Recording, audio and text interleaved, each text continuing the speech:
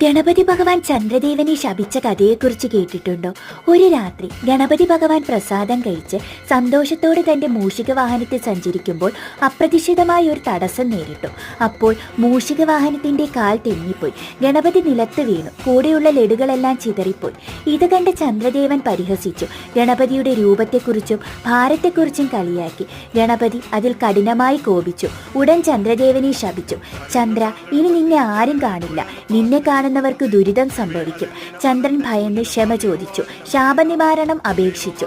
ഗണപതി കരുണാപൂർവം പറഞ്ഞു, ശാപം പൂർണ്ണമായും നീക്കാൻ കഴിയില്ല, പക്ഷേ അതിൻ്റെ സ്വാധീനം കുറയ്ക്കാം. ഇനി മുതൽ എൻ്റെ ജന്മദിനമായ ഗണേശ ചതുർത്ഥി ദിനത്തിൽ നിന്നെ കാണുന്നവർക്ക് മാത്രം ദുർഭാഗ്യമുണ്ടാകും. ഇതിനാലാണ് ഇന്നും ഗണേശ ചതുർത്ഥി ദിവസം ചന്ദ്രനെ കാണാൻ പാടില്ല എന്ന ഐതിഹ്യം. ഈ രസകരമായ കഥയെക്കുറിച്ച് നിങ്ങൾ കേട്ടിട്ടുണ്ടോ? ഇതുപോലെയുള്ള കൂടുതൽ വീഡിയോസിനായി ചാനൽ സബ്സ്ക്രൈബ് ചെയ്ത് സപ്പോർട്ട് ചെയ്യണേ.